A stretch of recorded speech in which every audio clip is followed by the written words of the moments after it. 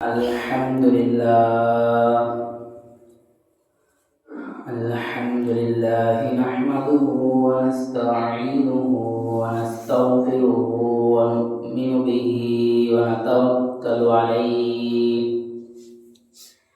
ونعوذ بالله من شرور أنفسنا ومن سيئات أعمالنا من يهده الله فلا مضل له ومن يضلله فلا هادي له ونشهد أن لا إله إلا الله وحده لا شريك له ونشهد أن سيدنا وسندنا وحبيبنا وطبيب قلوبنا ومولانا محمدا عبده ورسوله صلى الله تعالى عليه وعلى آله وصحابه وبارك وسلم تسليما كثيرا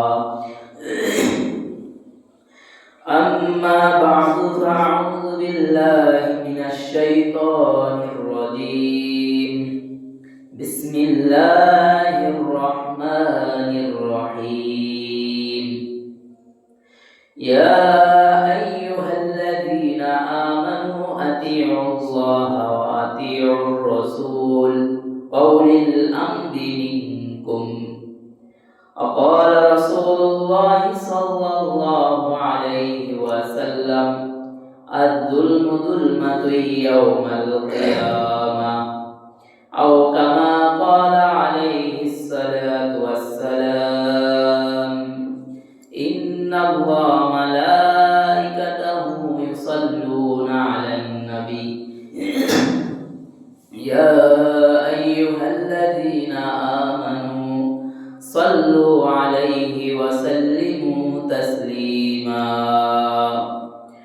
اللهم صل على محمد وعلى آل محمد كما صليت على إبراهيم وعلى آل إبراهيم إنك حميد مجيد اللهم بارك على محمد وعلى آل محمد كما باركت على إبراهيم وعلى آل إبراهيم إنك حميد مجيد الحمد لله মহান আল্লাহ পাক রব্বুল আলামিনের দরবারে লাখো কোটি শুকরিয়া যে আল্লাহ পাক রব্বুল আলামিন আপনাকে আমাকে প্রতি সপ্তাহের মতো জুমার নামাজের উদ্দেশ্যে এই সপ্তাহেও আল্লাহর ঘর মসজিদে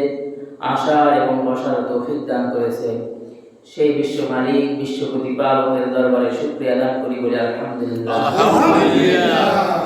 সম্মানিত হাজিরিন, আলোচনা যিনি করবে তিনি আমলের নিয়তে করবে, যারা শুনবে আমলের নিয়তে শুনবে। অনেক সময় আলোচনা হয় একটা দোষ থাকে, মনে হয় হুজুর আমারে বলছে না, হুজুরে যেগুলো আলোচনা করে এগুলো কি হুজুরে নিজে সব মানতে পারে? সব তো আমাদের পক্ষে মানা আমল করা সম্ভব না, কারণ আমরা দুর্বল। জানি বাল্লিগু আন্নী ওয়ালাউ আয়া, আমার পক্ষ হইতে একটি বাণী হইল পৌঁছে দাও। আল্লাহ যতটুকু ইলম দিয়েছে সেই অনুযায়ী যতটুকু জানি ততটুকু আপনাদের কাছে পৌঁছে দাও। এরকম মনে না করা যে হুজুর মনে হয় আমারে বলতেছে, এটা না, যে হুজুরের কথা বলতেছে, আমার যদি এটা আমার পছন্দ হয় আমল আমি আমল করলাম, আর নয় আমি করবো না, সেটা হলো আপনার এখতিয়ার, আপনার ইচ্ছা। তো আমাদের জীবন ব্যবস্থা বা আমাদের অনুসরণীয় হলো আল্লাহর রাসূল, আমরা তো তারই উম্মাহ। আমাদের নবীর নাম মুহাম্মদুর রাসূলুল্লাহ সাল্লাল্লাহু আলাইহি ওয়াসাল্লাম। আমাদের নবী আলাইহিস সালাম, আমাদের নবী তিনি পবিত্র মক্কা নগরীতে জন্মগ্রহণ করেন। মোটামুটি এগুলো আমরা জানি। জন্মগ্রহণ করার পর তাকে 40 বছর বয়সে নবুয়তি দেওয়া হয় এবং তিনি 63 বছর বয়সে ইন্তেকাল করেন। এরপরে এই যে 40 বছরের নবুয়তি পেয়েছে, এরপরে 3 বছর দাওয়াত দেওয়া, ইসলামের দাওয়াত দেওয়া, এটা গোপন ছিল। এখন এই যে আমার রাসূল 40 বছরের নবুয়তি পেলেন এবং এর থেকে যে দাওয়াত দেওয়া শুরু হলো, গোপনেও অনেক উম্মত পেয়েছিলেন দাওয়াত দেওয়ার মাধ্যমে 3 বছরে। তার মানে সে একটা দলের নেতা, সে নেতৃত্ব দিতেছে, দাওয়াত দিতেছে। 3 বছর পর আয়াত নাযিল হলো যে মুহাম্মদ প্রকাশ্যে দাওয়াত দাও, প্রকাশ্যে নেতৃত্ব দাও। তো এই জন্য বলা হয়, যদি বলেন যে আল্লাহ রাসূল কত বছর নেতৃত্ব দিয়েছে, তাহলে কেউ কেউ বলে 23 বছর, কেউ বলে 20 বছর। 20 বছর নেতৃত্ব দিয়েছে আর 23 বছর নেতৃত্ব দিয়েছে, এটার পার্থক্য কেন? পার্থক্য হলো কেউ ওই যে 3 বছর গোপন ছিল, মূলত আসে তো 23 বছর, 40 থেকে 63, 23 বছর না, কিন্তু 3 বছর অনেকে বাদ দিয়ে দেয় যে গোপনে দাওয়াত দিছে। তার মানে আমাদের নবী নেতৃত্ব দিয়েছে 23 বছর, তারপর যে 3 বছর বাদ দিই, তারপরে কত বছর? 20 বছর। তার মানে আমাদের নবী নেতৃত্ব দিয়েছে। এরপরে নবীটা আমি সংক্ষেপে বললাম। তারপরে বলা হয় আমার নবী মক্কা নগরীতে 10 বছর নেতৃত্ব দিয়েছে। যখন দেখলো যে মক্কা নগরী বা মক্কাবাসী যারা ইসলামের দাওয়াত গ্রহণ করে না, আমার নবী তায়েফে গেল। তায়েফে গিয়ে দেখলো তায়েফের যারা হেডাওয়ালা ছিল, এরা বললো ওই পাগল আসছে, এলাকায় পাথর মারো। আমার নবীকে অত্যাচার করা হলো। বলা হয় তায়েফের ময়দানে এতটা নির্যাতন করা হয়েছে যে পাথর মারছে, পাথরের আঘাতে রক্ত বের হয়ে গেছে। আপনার আমার নবী 3 বার বেহুশ হয়ে গেছে। কিন্তু এই যে 3 বার অজ্ঞান হয়ে গেছে, তারপর বলা হয় যে জুতা রক্ত কি হয় না, জমাট দেয় না, যে রক্ত জমাট হয়ে জুতা পায়ের সাথে লেগে গেছে। কিন্তু আমার নবী কি হাল ছেড়ে দিয়েছে? আমার নবী দাওয়াতের কাজ চালিয়ে গেছে, আমার নবী দাওয়াতের কাজ দিয়ে গেছে। কিন্তু আমার নবী মানে তায়েফের ময়দানে খুব আগ্রহ করে গেছিল যে মক্কা নগরী গ্রহণ করে না, দেখি তায়েফে যাই। কিন্তু তায়েফবাসীও যখন গ্রহণ করে নাই, তখন মক্কায় আবার চলে আসলো। বলা হয় তায়েফে গেছিল ওই সময় যখন খাদিজা রাদিয়াল্লাহু তাআলা ও আবু তালিব মারা গিয়েছে। তারপরে একই বছর দুইজন মারা গেছে, অল্প কিছু ব্যবধানে। এই দুইজনই আল্লাহ রাসূলকে সান্ত্বনার বাণী শোনাতেন বা সান্ত্বনা দিতেন, পাশে থাকতেন, দেখাশোনা করতেন। আল্লাহ রাসূল সাল্লাল্লাহু আলাইহি ওয়াসাল্লামের পর্যায়ে ওহী আসলে হিজরত করেন পবিত্র মদিনা শরীফে। মদিনা শরীফে গিয়ে সেখানে মানুষকে দাওয়াত দিলে দাওয়াত গ্রহণ করতে শুরু করলো। তার উম্মতের সংখ্যা বাড়তে থাকলো। বলা হয় ওখানে তিনি কিভাবে দেশ পরিচালনা হবে, কিভাবে কোনটা কিভাবে পরিচালনা হবে, এই আইনগুলো বাস্তবায়ন করেছে। এক পর্যায়ে তিনি মক্কা নগরীও কি করে, বিজয় অর্জন করে। তা আল্লাহ রাসূল মক্কা নগরীও বিজয় অর্জন করে, মদিনা, এই দুই মানে একটা রাজত্ব করেছে, নেতৃত্ব দিয়েছে। এরপরে আল্লাহ রাসূলের ইন্তেকালের পরে সাহাবীরা মিটিং করলো যে আল্লাহ রাসূলের এই ধারাবাহিকতা কে ধরে রাখবে। বলে আল্লাহ রাসূল ইন্তেকাল করেছেন, তাহলে এখন কে পারবে? বলে তাহলে আবু বকরকে দাও। সিদ্দিক আকবর রাদিয়াল্লাহু তাআলা আনহুকে নেতৃত্বের ভার দেওয়া হলো। আবু বকর রাদিয়াল্লাহু তাআলা আনহু 2 বছর 3 মাস 10 দিন পরিচালনা করেছেন। আবার তিনি পাশাপাশি ব্যবসা করতেন। আমাদের যদি ব্যবসা বাণিজ্য বা অন্য কোনো কিছু থাকতো, আমরা বলতাম ব্যবসা বাণিজ্য বা এখন দেশের রাজত্ব পাইছি, এখন এখান থেকেই খাবো। অথচ আবু বকর রাদিয়াল্লাহু তাআলাকে প্রশ্ন করা হয় তার শাসন আমলে যে আমিরুল মুমিনিন কোথায় যাইতেছেন? আমার একটা ব্যবসা আছে, ব্যবসায় যাইতেছি, আনলে আমার পরিবার চলবে কি দিয়ে? আপনি এখান থেকে বাইতুল মাল থেকে মাল নেন, আপনার যেটা প্রয়োজন হয়, কারণ দেশ পরিচালনা করতে গেলে আপনি ব্যবসা করতে পারবেন না। তাদের তাকওয়া আর আমাদের তাকওয়ার পার্থক্য। তাদেরকে জনগণ বলতেছে আপনি এখান থেকে মাল নেন, আর আমরা জনগণের তো খাওয়াই নেই। তারপরে আবু বকর রাদিয়াল্লাহু তাআলাকে একটা ভাতা নির্ধারণ করা হলো, ওই ভাতাটা নিত। কিন্তু কত বড় তাকওয়াবান, সে আবার নসিহত করে যায়, এই আমি যখন মারা যাব আমার সম্পদ বিক্রি করে বাইতুল মালে জমা দিয়ে দিবা, কারণ এতদিন আমি বাইতুল মাল থেকে কিছু আনছি। হযরত আবু বকরের শাসনামলে হযরত ওমর রাদিয়াল্লাহু তাআলা ছিলেন বিচারপতি। আসে পদত্যাগ পত্র জমা দিতেছে যে আমি আর বিচারপতি থাকবো না। বলে কেন? কয় মানুষের ভিতর তাকওয়া আছে, বিচার করার দরকার নেই, বিচার আসে না, দেখেন না খামাখা আমার আমলে ডিস্টার্ব হয়, আমার আমল নষ্ট হয়। কত সোনালী একটা যুগ ছিল যে বিচারক বিচার করতে না পারার কারণে কি করে? পদত্যাগ পত্র জমা দেয়, যে মানুষ অন্যায় করে না, নেন। আর এখন তো যারা বিচারক এরাই দুর্নীতিতে ভরা। টাকা দিবেন বিচার আপনার পক্ষে, যার টাকা আছে বিচার তার পক্ষে। তারপরে আবু বকর রাদিয়াল্লাহু তাআলা আনহু ইন্তেকাল করেন। এরপর বলে এখন কে পারবে? বলে যেহেতু আবু বকর ইন্তেকাল করেছে তাহলে হযরত ওমর।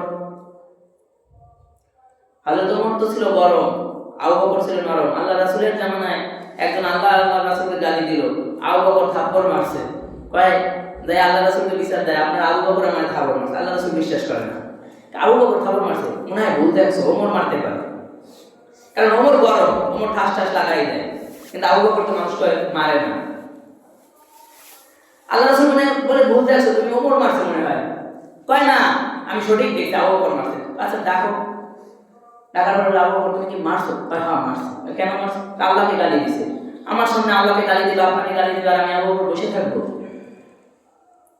এই যে যারা বলে হুজুররা চিল্লায় কেন, মিহরাব থেকে এত গরম আওয়াজ উঠে কেন, আর আল্লাহ রাসূলের কথা যে অহংকারের কারণে মেহরাব পর্যন্ত কাঁপছে। তাহলে আল্লাহ রাসূল কি নরম ছিল না? আল্লাহ রাসূল নরম ছিল, আল্লাহ যেখানে গরম হওয়া দরকার ছিল সেখানে গরম হয়েছে। সিদ্দিক আকবরের মতো নরম কেউ ছিল না উম্মতের মধ্যে। সেই সিদ্দিক আকবর আল্লাহকে আল্লাহ রাসূলকে গালি দিয়েছে তো থাপ্পড় একটা লাগাই দিয়েছে। তা হযরত ওমরের শাসন এসে গেছে। হযরত ওমর রাদিয়াল্লাহু তাআলা আনহু শাসন করেছেন 10 বছর বা 10.5 বছর। হযরত ওমর রাদিয়াল্লাহু তাআলা আনহু জামানায়, সিদ্দিক আকবরের জামানায় অতটা মানে এই যে বিল্ডিং বা অনেক কিছু যেটা উন্নয়ন হয়, উন্নয়নের দিক থেকে একটু কম হয়েছে। কম হওয়ার কারণ হলো সিদ্দিক আকবর বহু আল্লাহ রাসূলের অনুসরণ করতেন। যেমন আল্লাহ রাসূল যেটা করে গেছে সিদ্দিক আকবর ওটার বাইরে যাইতে চায়নি। কোরআন লেখা ছিল গাছের সাথে, কোরআন লেখা ছিল গাছের পাতার উপরে, কোরআন লেখা ছিল কিছু লেখা ছিল গাছের পাতায়, গাছের ছালে, পশু পাখির চামড়ায়, বিভিন্ন জায়গায় বিভিন্নভাবে লেখা ছিল। হযরত ওমর রাদিয়াল্লাহু তাআলা বলে আমিরুল মুমিনিন কোরআনগুলো একত্রিত করেন। আবু বকর রাদিয়াল্লাহু তাআলা বলেন না, কোরআন একত্রিত করা যাবে না। আল্লাহর রাসূলের জামানায় কোরআন এক ছিল না, বিভিন্ন জায়গায় বিভিন্ন আয়াত ছিল। হযরত ওমর রাদিয়াল্লাহু তাআলা একজন দামি মানুষ, যার কথায় কোরআনের 21 জায়গায় কোরআনের আয়াত নাযিল হয়েছে। আল্লাহর রাসূল বলেন লাউ কানা বা'দিন নাবিয়্যান লাউ কানা উমর, আমার পরে যদি কেউ আল্লাহর নবুয়ত দান করত তাহলে হযরত ওমরকে দিত। সুবহানাল্লাহ। ওমরের ব্যাপারে ওমর রাদিয়াল্লাহু তাআলা বলেন আমিরুল মুমিনিন কোরআন একত্রিত করবেন না তো উম্মত থেকে কিন্তু কোরআন হারায়া যাবে, একত্রিত করেন। তো এটা আবু বকরের কাছে যৌক্তিক মনে হয়েছে, তো কোরআন একত্রিত করছে। তাহলে এখন ওমরের ওই যে আল্লাহ রাসূলের মানে আল্লাহ রাসূলের যেমন ছিল আবু বকর তাই তেমনই থাকবে, এটা হলো আল্লাহ রাসূলের ভালোবাসা। সে যে উন্নতি চায় না, উন্নয়ন চায় না সেটা না। তো হযরত ওমরের আমলে বিভিন্ন উন্নয়ন হয়েছে। তারপর হযরত ওমরের আমলে রোম সাম্রাজ্যের রাজ্য আছে, ইরান বা বিভিন্ন রাষ্ট্র আছে, এগুলো হযরত ওমরের আওতাধীন চলে গেছে। মানে ইসলাম প্রতিষ্ঠিত হয়েছে। তো একাধারে এত জায়গা শাসন করা সম্ভব না, তো তখন সে প্রশাসন চালু করেছে এই হযরত ওমরের আমলে। এই যে পুলিশ বানায় এই ওমরের চালু করছে যে আমি তো এখানে থাকি, তোমরা এগুলো দেখাশোনা করবা। রাজা ছিলেন, রাজা হয়েও কাঁদতেন আল্লাহর ভয়ে। একটি গাধাও যদি হোঁচট খেত তিনি ভয় পাইতেন, না জানি এটার জবাব আমার দেওয়া লাগে। ছিল না কোনো রাজপ্রাসাদ, ছিল মাটির বিছানা। হযরত ওমর এমন শাসক ছিলেন যে গোলামের সফরে বের হয়েছে, গোলামরে বলে, গোলামের সাথে বলছে এত দূর রাস্তা কিছু দূর আমি তোমার গোলাম লাগাম রাখবো, কিছু দূর তুমি একা গোলাম হচ্ছ, তো কিছু তুমি এত দূর পারবা না, আমরা তো তোর টাকা দিয়ে গোলাম রাখছি না, তুই করবি এটা। আর ওমর নিজে একজন আমিরুল মুমিনিন বাদশা বলে আমি তোমাকেও ঘোড়ায় চড়ায় টানবো, তুমি একা টানা লাগবে না। তো এটা ভাগ করছে না, একটু আমি টানবো আবার একটু তুমি টানবা। এখন পর্যায়ক্রমে যখন পথ শেষ দিকে বলা হয় তখন ওমরের টানার পালা আসছে। আমরা বলতাম এখন জনগণের ভিতরে যাব, এখন তুমি টানো, যেতে এতটুকু টাইম আছে এতটুকু টানো, মানে জনগণ তোমার নেতা ভাববে, এটা হলো নেতা বলতো। আর গোলাম বলতেছে আমিরুল মুমিনিন আপনার টানার প্রয়োজন নাই, কারণ এখন গন্তব্যে এসে গেছি, আমি টানতে থাকি। ওমর বলে না, এটা আমার টানার পালা, এখন আমি টানবো। বলে তাহলে জনগণ মানুষের কি বলবে, আপনাকে গোলাম ভাববে, তাই ভাবে ভাবুক, আমার টানা আসছে আমি টানবো। বাদশা ছিল, তাদের দিকে তাকওয়ার ভয় ছিল, আল্লাহর ভয় ছিল। হযরত ওমর রাদিয়াল্লাহু তাআলা আনহু 10 বছর রাজত্ব করলেন। এরপরে ফতোয়া বিভাগ তৈরি করলেন।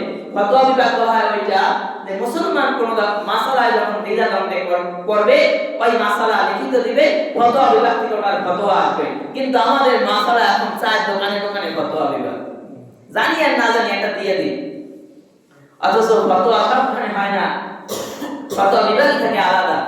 এখন ফতোয়া দেওয়ার জন্য হুজুর হওয়ার দরকার নাই, কিছু হওয়ার দরকার নাই, চার দোকানে বসে চা আনে আর বলে এই হইছে। হযরত ওমর রাদিয়াল্লাহু তাআলা আনহু আমলে মোটামুটি অনেক দূর এগিয়ে আসছে ইসলাম। এরপরে হযরত ওমর রাদিয়াল্লাহু তাআলা ইন্তেকাল করলেন। এরপরে হযরত ওসমান রাদিয়াল্লাহু তাআলা 12 বছর নেতৃত্ব দিয়েছে, সুবহানাল্লাহ। এরপরে হযরত আলী রাদিয়াল্লাহু তাআলা 5 বছর নেতৃত্ব দিয়েছে। এই চারজন প্রসিদ্ধ সাহাবী নেতৃত্ব দিয়েছে। এরপরে বলা হয় যে কিছু কারণে বিস্তারিত অনেক লম্বা আলোচনা, এখানে অনেক লম্বা আলোচনা, যে কোনো কারণে এই মুসলিমের হাত থেকে এই রাজত্ব ছুটে গেছে। এবার আমার কথা থাকলে বলেন তো, আলী রাদিয়াল্লাহু তাআলা নেতৃত্ব দিছে না দেয় নাই? জবাব দেন। দিছে। হযরত ওসমান রাদিয়াল্লাহু তাআলা নেতৃত্ব দিছে না দেয় নাই? দিছে না। হযরত ওমর ফারুক রাদিয়াল্লাহু তাআলা নেতৃত্ব দিছে না দেয় নাই? হযরত আবু বকর সিদ্দিক রাদিয়াল্লাহু তাআলা নেতৃত্ব দিছে না দেয় নাই? হযরত মুহাম্মদুর রাসূলুল্লাহ সাল্লাল্লাহু আলাইহি ওয়াসাল্লাম নেতৃত্ব দিছে না দেয় নাই? এবার যারা প্রশ্ন করে হুজুররা কেন রাজনীতি করে, হুজুররা কেন নেতৃত্ব দিতে আসবে, কেন ওলামায়ে কেরাম রাজনীতি করতে আসবে, ওলামায়ে কেরাম কেন নেতৃত্ব দিবে, তারা জঙ্গলের ভিতর থাকবে, তারা মসজিদের ভিতর থাকবে। ওলামায়ে কেরামের রাজনীতি তো আল্লাহর রাসূলের অনুসরণের রাজনীতি, ওলামায়ে কেরামের রাজনীতি তো সাহাবায়ে কেরামের অনুসরণের রাজনীতি। কারণ আল্লাহ রাসূল বলছে আমি থাকবো না, কিন্তু আমার সোহাদা সাহাবী থাকবে, এদের অনুসরণ করবা। তাহলে সাহাবীরা নেতৃত্ব দিয়েছে, শুধু সাহাবীরা না, এরপরে আর বিভিন্ন বাদশা ছিল, মুসলিম শাসক ছিল, কিন্তু যে কোনো কারণে আর আমরা মুসলিম জাতি, মুসলিম যে শাসক ছিল এটা হারিয়ে ফেলছি, আমাদের ভুলের কারণে, আমাদের বদ আমলের কারণে। একসময় আমানতদার শাসক ছিল বাদশা আব্দুল আজিজ রাহমাতুল্লাহ আলাইহি, তার আমলে বাঘ আর ছাগল এক ঘাটে পানি খেয়েছে, এক ঘাটে। এক মহিলা বলতেছে বাদশা আব্দুল আজিজ মারা গেছে। এলাকার লোকজন বলে তুই কিভাবে জানলি বাদশা আব্দুল আজিজ অমুক জায়গায় হয়েছে? তাই অমুক জায়গা থেকে লোকজন আসলে জিজ্ঞাসা করল অমুক দিন মারা গেছে কিনা।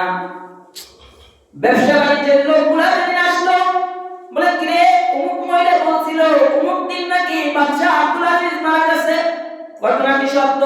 বলে হ্যাঁ, ওই দিন বাদশা আব্দুল আজিজ মারা গেছে। মহিলাকে জিজ্ঞাসা করে তুই কিভাবে বুঝলি যে বাদশা আব্দুল আজিজ মারা গেছে? আমি প্রত্যেকদিন পুকুর ঘাটে পানি আনতে যাইতাম, বাঘ আর ছাগল সকলকে একসাথে পানি খাইতে দেখতাম, কিন্তু ওই দিন দেখলাম বাঘ ছাগলের বাচ্চার উপরে আক্রমণ করেছে। বাঘ যখন ছাগলের বাচ্চার উপরে আক্রমণ করেছে তখন আমার মনে হয়েছে বাদশা আব্দুল আজিজ আর দুনিয়াতে নাই। মানুষের তাকওয়া চিন্তা কত দূর ছিল। তার মানে ওলামায়ে কেরামের রাজনীতি, নেতৃত্ব, এটা আল্লাহর রাসূলের নেতৃত্ব। মানে আল্লাহর রাসূল নাই, কিন্তু ওলামায়ে কেরাম, আল্লাহ রাসূল ইমামতি করেছে, উলামায়ে কেরাম ইমামতি করতেছে, আল্লাহ রাসূল মসজিদ পরিচালনা করেছে, উলামায়ে কেরাম মসজিদ পরিচালনা করতেছে, সাহাবায়ে কেরাম কোরআন শিখিয়েছে, উলামায়ে কেরাম কোরআন শিখাচ্ছে, সাহাবায়ে কেরাম হাদিসের দর্শ দিছে, উলামায়ে কেরাম হাদিসের দর্শ দিছে। যদি আল্লাহ রাসূল আর সাহাবায়ে কেরামের সকল কাজ যদি উলামায়ে কেরাম করতে পারে, তাহলে নেতৃত্বের কাজটা বুঝি আল্লাহ উলামায়ে কেরাম করতে পারবে না? এটা হলো এই প্রশ্নের জবাব। যারা বলে উলামায়ে কেরাম কোথা থেকে রাজনীতি করে। এবার আপনাদের প্রশ্ন রাখবে যে তাহলে আল্লাহ রাসূল আলাইহিস সাহাবীর কথা বলছেন হুজুর, এরা কি আমাদের মতে বানানো গণতন্ত্রের রাজনীতি করছে নাকি? এটা আপনাদের প্রশ্ন হবে, আমি প্রশ্ন বলে দিলাম। এবার উলামায়ে কেরাম জানে গণতন্ত্র হারাম, বিন্দু মাত্র সময়ের জন্য গণতন্ত্রকে হালাল বললে ঈমান থাকবে না। আমিও জানি গণতন্ত্র হারাম, মামুনুল হক সাহেব জানে গণতন্ত্র হারাম, চরমনায় পীর সাহেব জানে গণতন্ত্র হারাম, সারসিনা পীর সাহেব জানে গণতন্ত্র হারাম, যত পীর সাহেব আছে সকল পীর সাহেব বলি বুজুর্গ সকলে জানে গণতন্ত্র হারাম। তাহলে এরা গণতন্ত্রের মাধ্যমে আসছে কেন? কোরআনের আয়াতে আছে যে বদলার বদলে যে যেভাবে কষ্ট দিলে তাকে সেটুকুই কষ্ট দেওয়ার চেয়ে বেশি দিও না। এবার আসেন একটা ঘটনা বলি। এক আল্লাহর নবী পয়গম্বর ঘুমিয়ে আছে। কোন কোন বর্ণনায় বলে হযরত মুসা, কারণ মুসা আলাইহিস সালাম রাগী। পয়গম্বর ঘুমিয়ে রয়েছে, একটা পিঁপড়া এসে তাকে কামড়ে দিল। পিঁপড়া কামড় দেওয়ার পর পয়গম্বরের ঘুম ভেঙে গেল। ঘুম ভাঙার সাথে সাথে পয়গম্বর রাগান্বিত হয়ে পিঁপড়ার যে বাসা, পুরো বাসাটা আগুন দিয়ে জ্বালায় দিল। পুরো বাসা আগুন দিয়ে জ্বালায় দেওয়ার পরে আল্লাহর পক্ষ থেকে ধমকি আসে, ও পয়গম্বর, তোমাকে দাওয়াত দিতে পাঠাইছি, কোন তাসবিহ জবা উম্মতকে আগুন দিয়ে মারার জন্য তোমাকে পাঠাই নাই। সুবহানাল্লাহ বলে জয় বলে। আল্লাহ কি বলছে? যারা তাসবিহ জপতেছিল, একটা পিঁপড়া না তোমারে কামড় দিয়েছে, তুমি একটারে না মারবা, তুমি সবগুলো মারলা কেন? উম্মতগুলো ধ্বংস করে দিলা, এই কথা বলছে আল্লাহ। তো আগুন দিয়ে পুরাই মারা প্রাণী মারা কি? এখানে কি বলছে? আগুন দিয়ে পুরাই মারছো কেন? তাহলে আগুন দিয়ে পুরা মারা প্রাণী মারা কি? হারাম। যদি সাপও হয়, সাপ বিষাক্ত প্রাণী না, এই সাপও আগুন দিয়ে পুরা মারা কি হারাম? করে বলেন কি হারাম? তো এবার বুঝলেন। এখন আপনি আজকে জানছেন আগুন দিয়া কোন মানুষ তো দূরের কথা, মানে মানুষ দূরে, একটা সাপও কি পুরা মারা হারাম? যদি একটা সাপ পুরা মারা হারাম হয়, তাহলে কি মানুষকে মারা যাবে? মারা যাবে না। এবার আমার উত্তরটা নেন। মনে করেন আপনার আমার সাথে যুদ্ধ লাগছে, আমি আমার দিয়ে উদাহরণ দিলাম, আমার কানে দিয়ে দিব দোষ হইবে। আমার সাথে আপনার যুদ্ধ লাগছে, যুদ্ধ লাগার পরে আপনি আজকে শুনছেন আগুন দিয়ে মারা হারাম, আমি বোমা মারতেছি আর আপনি লাঠি নিয়ে আসবেন। আপনি কি করবেন? লাঠি নিয়ে আসবেন যে না, আগুন দিয়ে মারা যাইবে না, বোমা আগুন না, বোমা আগুন না। এখন আমি তো বোমা মারতেছি, আপনি কি করবেন? লাঠি নিয়ে আসবেন। না, বোমা মারা যাইবে না, কারণ এটা হারাম। কি কাজ হইবে? আপনি জয় লাভ অর্জন করতে পারবেন? কারণ আপনি লাঠি নিয়ে আসতে আসতে আপনাকে আর একটা করবে বোম। তো বোমা, এই যে বোম আছে বা বর্তমানে তো বোমা গুলি, এগুলা নিয়ে তো কি হয় বেশি, বলে এই যুদ্ধ নিয়ে এগুলাই ব্যবহার করে বেশি নাকি? তো বোমার মোকাবেলা কি করতে হবে? বোমা দিয়ে মোকাবেলা করতে হবে। বোমার মোকাবেলা কি লাঠি দিয়ে করতে পারবে? পারবে না। ঠিক এটা যেভাবে আগুনের মোকাবেলা আগুন দিয়ে করতে হবে, ঠিক সেইভাবে গণতন্ত্রের মোকাবেলা গণতন্ত্র দিয়ে করার জন্য উলামায়ে কেরাম রাজনীতিতে নামছে। কারণ এখানে তো কিছু আছে বলবে না গণতন্ত্র হারাম, এখানে ওখানে যাও না, এটা পরিস্থিতির শিকার। এখন এখানে যাইবে না বললে সে তো বসে রয়েছে, কিন্তু এই দিকটা তো ক্ষতি হইতেছে। তাহলে এরা চায় ইসলামী রাষ্ট্র হবে, ইসলামী আইন হবে, শরিয়া ভিত্তিক আইন হবে। বলা হয় শরিয়া আইন চায় না যারা অপরাধীর সাথে জড়িত তারা। কারণ শরিয়া আইন বাস্তবায়ন হোক, এটা আপনি চাবেন না কেন একজন মুসলমান হিসেবে? তার মানে আপনি একজন অপরাধী। কারণ চোর চাইবে না যে ইসলামী আইন বাস্তবায়ন হোক। কেন চাইবে না? আর আত্মাটা চাইবে। চোর চাবে না, জেনাকার চাইবে না যে ইসলামী আইন বাস্তবায়ন হোক, কারণ ওকে পাথর মারা হবে। অর্থাৎ অপরাধী যারা থাকবে এদের এটা চাইবে না যে একটা ইসলামী রাষ্ট্র হোক, ইসলামী আইন কায়েম হোক, এটা চাইবে না।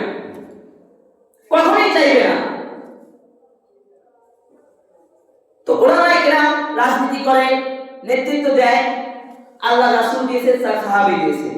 গণতন্ত্র হারাম হওয়ার পরেও কেন গেছে এটাও বুঝাইছি। এবার আরেকটা মাসালা আছে, বলা হয় অনেক তাহাজ্জুদওয়ালা হাসরের ময়দানে দাঁড়াবে, কোনো আমল নাই করে নাই, আসরের আগের 4 রাকাত সুন্নাত যেটা পড়লে সওয়াব আছে, না পড়লে গুনাহ নাই, এটাও কাজা করে নাই। মাগরিবের পরে আওয়াবিনও আছে, জিকির আজকারও আছে, মানে ফরজ তো আছে, সাথে নফলও কি অভাব নাই। হাসরের ময়দানে বলবে, আল্লাহ বলবে, এই বান্দা মানুষের হক নষ্ট করছো, জাহান্নামে চলে যাও, তুমি অসংখ্য মানুষের সাথে বেঈমানি করছো, যাও। সে বলবে, আল্লাহ আমি তো মানুষের জীবনে একটা দানাও ধরিনি, একটা চাউলও ধরিনি, তাই মানুষের হক নষ্ট করলাম কিভাবে? তখন আল্লাহ বলবে কি জানে, এই যে আঙ্গুল দিয়ে টিপ দিছিলা না নির্বাচনের সময়, তুমি যাকে জয়যুক্ত করিয়েছো, তোমার সাক্ষী পেয়ে সে ওইখানে বসে মানুষের হক নষ্ট করেছে, তোমার এই সাক্ষী পেয়ে সে মানুষের সাথে বেঈমানি করেছে, তোমার এই সাক্ষী পেয়ে মানুষের ন্যায় বিচার দেয় নাই, সে যেহেতু ন্যায় বিচার দেয় নাই তোমার সাক্ষী পাওয়ার কারণে, অর্থাৎ তোমার সাক্ষী পেয়ে সে ক্ষমতা পেয়েছে, অর্থাৎ তুমি চলে যাও, তোমার নেতার সাথে যাও। কি এরপরে সবচেয়ে আমার দুঃখ লাগে যে উলামায়ে কেরাম নামাজের নেতৃত্ব দেয়। একটা বিষয় হলো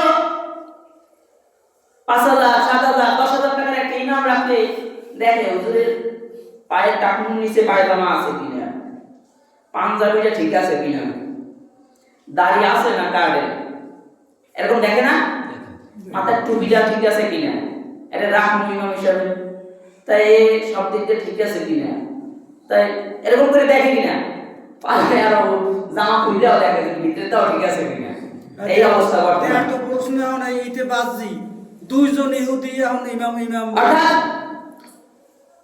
এই যে দেখে, দেখার কারণ কি? আমি নামাজ পড়বো, দেখা দোষ না, আমি সেটা বলি না। দেখে কেন? যে পিছে ইক্তেদা করবে নাকি ইমাম ঠিক আছে এটা দেখে না।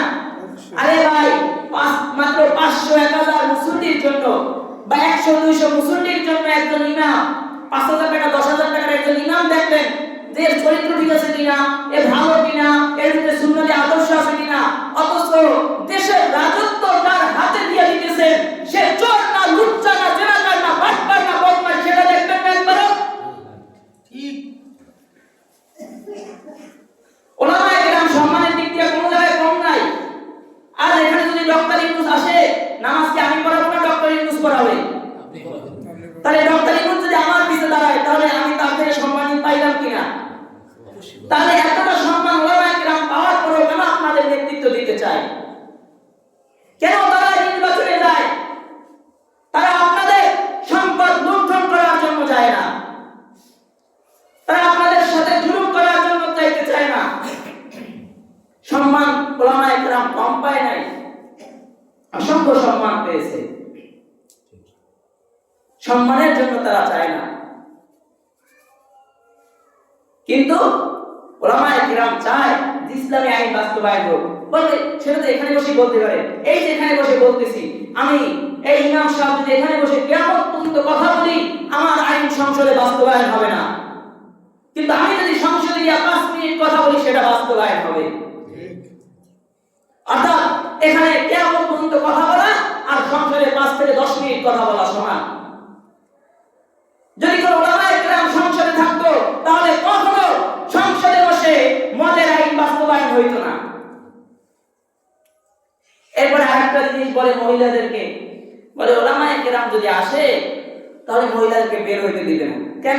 হুজুররা কি কাপড়ের দোকান, এই বোরকার কাপড় কিনে বসে রাখছে নাকি যে আপনার ঘরে খালি বোরকার কাপড় দিয়ে দিবেন? কেউ যদি ল্যাংটা চলে, জানে পর্দা করা ফরজ, এরপর যদি কেউ ল্যাংটা চলে, হুজুরের কি করার আছে? হুজুর বলতে পারে, মা আপনি যেভাবে বের হয়েছেন বের হইয়েন না। বলে ইসলাম অধিকার দেয় নাই, না একটা মানে কথা বের করছে, নারী অধিকার, নারী অধিকার, নারী অধিকার যদি ইসলাম না দিয়ে থাকে তাহলে আর কেউ কখনো দিতে পারে নাই। আপনি কিসের নারী অধিকার দিয়েছেন? আপনি নারী অধিকার দিয়েছেন নারীকে সকাল 8টা থেকে রাত 10টা পর্যন্ত ডিউটি করাইয়া। আপনি নারী অধিকার দিয়েছেন নারীর মাথায় সিমেন্টের বস্তা উঠাইয়া। আপনি নারী অধিকার দিয়েছেন বালুর টাকা নারীর মাথায় উঠাইয়া। এটা নারীর অধিকার? আপনি আর আপনার স্ত্রী একসাথে বাজারে গেলেন, 10 কেজি বাজার করলেন, এই উত্তরটা দেন। এই যে 10 কেজি বাজার করলেন, ব্যাগটা হাতে নিবে কে, আপনি না আপনার স্ত্রী? আমার নিতে হবে। কেন অর্ধেক আপনি দিবেন, অর্ধেক আপনার স্ত্রী দিবেন? ওই যে সমান অধিকার করছে। এখানে না, এখানেই তো এটাই বোঝার বিষয়। একটা কথা মনে করে গেল, বলি একটু খারাপ শোনায়। আব্দুল হালিম বুখারী রাহমাতুল্লাহ আলাইহি, তার ছোটবেলায় আমি একটা বয়ান শুনছি ঢাকা বসে, হযরত মারা গেছে, কয় সমান অধিকারের জন্য, মানে এটা সে গল্প বলছে আর কি, কয় স্বামী স্ত্রী অনেক মহব্বত তৈরি হয়ে গেছে। এখন মহব্বত হওয়ার পরে এতটা মহব্বত, কারণ স্বামী স্ত্রী যখন মহব্বত সৃষ্টি হয় তখন পাগল হয়ে যায়, তাই স্বামী রাসূলা স্ত্রীর মাথায় উঠে প্রস্রাব করছে। এখন স্ত্রী বলতেছে সমান অধিকার, আমি তোমার মাথায় উঠে প্রস্রাব করবো। তো স্ত্রীও মাথায় উঠে প্রস্রাব করছে। পরে স্বামী কয়, কিরে সমান অধিকার বললি, তুই তো ভিজস না, কিন্তু আমি তো ভিজে গেলাম। এই গল্পটা বলছি একদম হযরত আর কি বললাম। অর্থাৎ নারীর অধিকার, নারীর সম্মান ইসলামই একমাত্র দিয়েছে। নারী যখন অসহায়ত্ব ছিল জাহেলিয়াতের যুগে, তখন আপনার আমার নবী নারীর সম্মান দান করেছে। যখন নবজাতক কোন মেয়ে জন্ম নিলে সাথে সাথে জ্যান্ত কবর দেওয়া হইতো, আমার হাবিব মুহাম্মদুর রাসূলুল্লাহ সাল্লাল্লাহু আলাইহি ওয়াসাল্লাম দুনিয়াতে আগমন হওয়ার পর নবুয়তের পরে এই সব বন্ধ হয়ে গেছে। অর্থাৎ আমার হাবিবে, আমার মুহাম্মদুর রাসূলুল্লাহ সাল্লাল্লাহু আলাইহি ওয়াসাল্লামের মাধ্যমে নারী অধিকার বাস্তবায়ন হয়েছে। অর্থাৎ কেউ যদি বলে ইসলাম বা উলামায়ে কেরাম নারীকে সম্মান দেয় নাই, অধিকার দেয় নাই, তার কথা ভুল। ইসলাম যে সম্মান দিয়েছে এটা আর কোন জাতি কেউ দিতে পারবে না। যারা বর্তমানে নারী অধিকার অধিকার স্লোগান দেয়, এরা হলো নারী লুবি। কারণ বিভিন্ন জায়গায় খবর বের হয়েছে, চাকরির কথা বলে আমাকে ধর্ষণ করেছে, এমন নিউজ বুঝে আপনারা দেখেন নাই?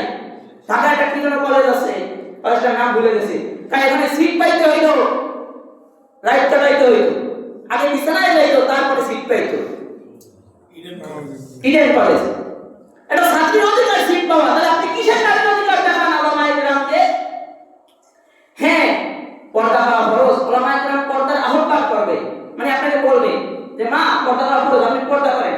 এখন আপনি যদি আমল না করেন সেটা আপনার ব্যক্তিগত বিষয়, কিন্তু উলামায়ে কেরাম আপনাকে পিটাইতে আসবে না, মানে ঘরে ঘরে বন্দী করে রাখবে। কেন ঘরে বন্দী করে রাখবে? কেন? আল্লাহ রাসূলের ইতিহাসে আছে না, সে তার স্ত্রীকে নিয়ে ঘুরতে বের হয়েছে, উলামায়ে কেরাম সব জানে। অর্থাৎ নারী অধিকার মানে নারীদেরকে ভোট করার জন্য বলে নারী অধিকার, নারী অধিকার। এরপরে সবচেয়ে আফসোসের বিষয় হলো এই নির্বাচনে বেশি প্রচার করা হয়েছে ধর্ম ব্যবসায়ী। উলামায়ে কেরামকে ধর্ম ব্যবসায়ী বলে। যে যেই কাজ জানে তার কাছ থেকে সেটা শিখতে হয়। আপনি এত ধর্ম বুঝেন, আপনার দাড়ি কোথায়, আপনার পাঞ্জাবি কোথায়, আপনার টুপি কোথায়, আপনার নামাজ কোথায়? ফাঁসে লোক বলতেছে ধর্ম ব্যবসায়ী। আমরা আছি এখন বিতর্কের মধ্যে, কৌমিয়ালারা কয় কথা বলেন না, মুখে কয় মুখে ভালো না। আমরা এবার আসে ধর্ম, আমার কথা শুনে সব কথা প্রশ্ন শেষ হয়ে যাবে। কিসের ভালো? বলে খারাপ হয়ে যাবে। বলে ধর্ম ব্যবসায়ী, খারাপ। বলে ধর্ম ব্যবসায়ী কেন ধর্ম ব্যবসায়ী? এবার আসে ধর্ম ব্যবসায়ী কারা? যারা আগে বলে শরিয়া আইনে বিশ্বাস করি না, আর নির্বাচন আসলে বলে মদিনা সনদে দেশ চালাবো, এরা হলো ধর্ম ব্যবসায়ী। এতদিন কি দেখছিলেন? আমার গায়ে মনে হয় পাঞ্জাবি ছিল না, এখানে তো 6 মাস হয়ে গেছে। এতদিন মনে হয় আমার মাথায় টুপি ছিল না, নির্বাচন আসার পরে মনে হয় দাঁড়িয়ে রাখছি, নির্বাচন আসার পরে মনে হয় পাঞ্জাবি গায়ে দিছি নাকি? এরপরে অন্য ওয়াজ করবে। এইটা ধর্ম ব্যবসায়ী না, এইটাই গুরুত্বপূর্ণ ওয়াজ। ওয়াজ শুনছেন কি জীবনে? এরপরে যে পরিপূর্ণ ধর্ম পালন করে নির্বাচন আগে, নির্বাচনের পরে, নির্বাচন ছাড়া, নির্বাচন থাক বা না থাক, যারা ধর্মের উপরে চলে তারা ধর্ম ব্যবসায়ী নয়, বরঞ্চ ধর্ম ব্যবসায়ী তারা যারা নামাজ পড়ে না, রোজা করে না এবং বলে শরিয়া আইনে বিশ্বাস করে না, এমন বক্তব্য আছে। লাগলে প্রমাণ লাগলে আমার কাছে আসেন, ভিডিও ফুটেজ আছে আমার কাছে। আমরা নির্বাচনের কথা বাদ দিই। কেন নির্বাচনের কথা? নির্বাচনের কথা। এটা কোনো উলামা আলেম তার সিস্টেম অনুযায়ী সিদ্ধান্ত করতে হয়। আর করবে নির্বাচন। আমি তো কারোর পক্ষে ভোট চাই নাই, আমি নির্বাচনের পক্ষে কথা বলি।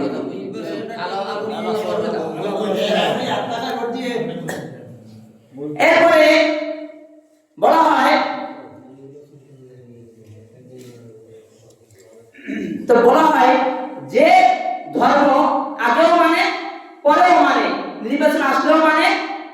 নির্বাচন ছাড়াও কি ধর্ম মানে, একে তো ধর্ম ব্যবসায়ী বলা যায় না। অর্থাৎ বোঝা গেল যারা ধর্ম ব্যবসায়ী করে গালি দেয় এরাই কিন্তু প্রকৃতপক্ষে ধর্ম ব্যবসায়ী। আমার কথা না হয়ে থাকলে আমার মাফ করে দিন, কিন্তু এই যে ধর্ম ব্যবসায়ী বলছে এগুলোর ভিডিও ফুটেজ আমার কাছে আছে, আমার কাছে আছে। অর্থাৎ মদিনা সনদ মানে কি বলছে? মদিনা সনদ ওই যে আল্লাহ রাসূলের কথা আমি শুরুতে বলছি যে আল্লাহ রাসূল যে নেতৃত্ব দিয়েছে, আল্লাহ রাসূল মদিনায় বসে যেভাবে নেতৃত্ব দিয়েছে, আল্লাহ রাসূল ওখানে যেভাবে পরিচালনা করেছে, সেটাকে আপনাকে বোঝানো হয় যে মদিনা সনদে দেশ চলবে। তো মদিনা সনদ সম্পর্কে যার জ্ঞান নাই সে মদিনা সনদে চালাবে কিভাবে? মদিনা সনদে দেশ চালাতে হলে মদিনা সনদের জ্ঞান থাকাও জরুরি। অর্থাৎ ওলামায়ে কেরামকে ধর্ম ব্যবসায়ী বলে গালি দেওয়া কোনো প্রয়োজন বা কোনো প্রশ্ন আমি দেখি না। কারণ এই ওলামায়ে কেরাম আপনারা যখন ডাকেন তখনই আপনাদের যে কোনো পাশে এসে দাঁড়ায়, আপনাদের নামাজের দায়িত্ব তারা নিয়ে নিচ্ছে। এরপরে আরো বিভিন্ন সময় বিভিন্ন কাজে আপনাদের জানাজা, এখন অনেকে আবার বলবে তাহলে লাগবে না আপনাদের জানাজা যাবো না, আছে তো জানাজার দোয়া শুদ্ধ আছে তো, লাগবে না ওলামায়ে কেরাম দিন অনুমতি করবো না বলতে পারেন, এটা আপনার কথা হতে পারে, আছে তো সূরা ফাতিহা শুদ্ধ আছে তো। অবশ্যই ওলামায়ে কেরাম মাইনাস করে চলা যাবে না। ঠিক মসজিদের ইমাম যেভাবে ওই যে বলছি একদম ভালো পাকা পুক্ত আমলি ওরা দেখছে, ঠিক দেশের রাজত্ব দেশের নেতৃত্বের ভার আপনাকে তাকে দিতে হবে যার ভিতরে সুন্নাত আছে, যার ভিতরে পাঁচ ওয়াক্ত নামাজের হিফাজত আছে, যার কাছে আপনার মা আপনার স্ত্রী আপনার বোন হেফাজত থাকবে, যার ভিতরে সুন্নাতের লিবাস আছে, যার ভিতরে কোরআন আছে। অর্থাৎ আপনার এই দেশের হার, দেশটাও আপনার এলাকাটাও তার হাতেই দিতে হবে, আর আপনার দেশের সম্পদ আপনার সন্তান আপনার মা আপনার স্ত্রী তার কাছে নিরাপদ থাকবে। কারণ কোরআন সুন্নাহর বাইরে গিয়া বা কোরআন সুন্নাহ যার ভিতরে নাই এর কাছে কখনো সম্পদ নিরাপদ থাকবে না, আপনি আমি নিরাপদ থাকবো না। এই জন্য এই যে বলছিলাম আপনি একটা টিপ দিয়ে আসবেন, এটার কারণে হাসরের ময়দানে জবাবদিহিতা করতে হবে। আল্লাহ রাসূলের একটা হাদিস আছে, আল্লাহ রাসূল গিয়া বসে রয়েছে, কিছুক্ষণ পরে আবু বকর ওমর আসছে, দুইজন দুই পাশে বসছে। তোমরা বের হয়েছো কেন? বলে ক্ষুধা লাগছে। আল্লাহ রাসূল বলে আমারও ক্ষুধা লাগছে, সেই জন্য আমি বের হয়েছি। এর মধ্যে ভিতর থেকে সাহাবীর স্ত্রী দেখতেছে যে আল্লাহ রাসূল, আরেক সাহাবীর স্ত্রী দেখতেছে যে আল্লাহ রাসূল এবং আবু বকর ওমর তিনজন বসা। এরপরে বলতেছে মারহাবা মারহাবা, আমি স্বাগতম, তিনজন মেহমান আসছে, আসেন আপনারা ভিতরে আসেন। এরপর তাদেরকে ভিতরে ডাকলো। এর মধ্যে সাহাবী চলে আসছে, সাহাবী এসে মানে খুশিতে আপ্যায়ন হয়ে গেছে যে আমার ঘরে আল্লাহর রাসূল আসছে। এরপর ওখানে তাকে আপ্যায়ন করা হলো, দুধ দেওয়া হলো। এবার খুশিতে সাহাবী বলতেছে তিনজন মেহমান আসছে, এদের মেহমানদারি করার জন্য আমি একটা ছাগল জবাই করব। আল্লাহ রাসূল বলে সাবধান, দুধওয়ালা পশু জবাই করিও না। তিনজন কিন্তু ক্ষুধার কারণে বের হয়েছিল। এরপরে এই যে খাইছে না, খাওয়ার পরে আল্লাহ রাসূল বলে আবু বকর কির জন্য বের হয়েছিল? বলে বের তো হয়েছিলাম ক্ষুধার কারণে। ওমর কির জন্য বের হয়েছিল? বলে ক্ষুধার কারণে। খাইছো? হ্যাঁ খাইছি। কে যা খাইছে এতটুকু সময়ের ভিতরে প্রত্যেকটা জিনিসের কিন্তু হিসাব দিতে হবে আল্লাহর কাছে। তাই এই যে খাইছে এটুকু খাইয়াও হিসাব দিতে হবে। আপনার এই যে কি সই দিবেন, কাকে দিবেন, এ কি করবে, এ নামাজি না বেনামাজি, এ জনগণের সম্পদ নিজে আত্মসাৎ করবে না জনগণের পিছে ব্যয় করবে, এটা হিসাব আপনার উপরে আসবে। কেননা আপনি তাকে সাক্ষী দিয়েছেন। কারণ এটা জানেন যে চুরি করা আর চুরি করতে দেখা সমান অপরাধ, এটা বুঝছেন। এটাও সেই রকমই বুঝতে হবে যে আপনি তাকে ওখানে যাইতে সাহায্য করেছেন, আপনার এই সাহায্য করার কারণে সে ওখানে যাইতে পারছে এবং ওখানে গিয়ে সে মানুষের সম্পদ নিজে আত্মসাৎ করতে পারছে। অর্থাৎ নিজে আত্মসাৎ করতে পারছে মাত্র আপনার একটা সাক্ষীর কারণে। এই জন্য আপনারা রাখে দেন, আমি কারো পক্ষে বলতে চাই, কারণ আমি কোনো দলের সদস্য না। আপনি এটা বলতে চাইছেন যেহেতু সামনে নির্বাচন, আপনি যাকে চয়েস করবেন অর্থাৎ ভালো মন্দ যাচাই করে তারপর তাকে চয়েস করবেন। আপনি যাকে টিপ দিবেন সে ভালো না খারাপ এটা ভালো মন্দ যাচাই করে, কারণ আল্লাহ আপনাকে জ্ঞান দিয়েছে, আমি এটা বলছি, কিন্তু আল্লাহ আপনাকে জ্ঞান দিছে না ভালো মন্দ যাচাই করার। আপনি ভালো জামা চিনেন, ভালো খাবার চিনেন, তাহলে হুজুরে বলছে ভালোটা যাচাই করতে হবে। ওদিন আল্লাহর রাস্তায় ভালোটা যাচাই কইরা তারপরে আঙ্গুলে টিপ দিয়ে, তাহলে আল্লাহর জবাব দিতে হবে। এরপর আগে বুঝায় ওলামা একরামকে ভোট দিবেন না, ওলামা একরাম হইতে পারছে, হবে না, ভোট বসবে। অর্থাৎ কবরে গেলে কিন্তু এটা জিজ্ঞাসা না যে কিরে ভোট বসছে ওইখানে ভোট দিলাম, জানো যে হইতে পারবে না তারপর ভোট দিলি কেন, এটা জিজ্ঞাসা করবে না। এটা জিজ্ঞাসা করবে যে ওখানে কেন দিলি, সে তোর সম্পদ পেয়ে কি করছে। কারণ আল্লাহকে এটা জিজ্ঞাসা করবে যে তারে দিছো কেন, সে তো হইতে পারবে না, এটা জিজ্ঞাসা করবে।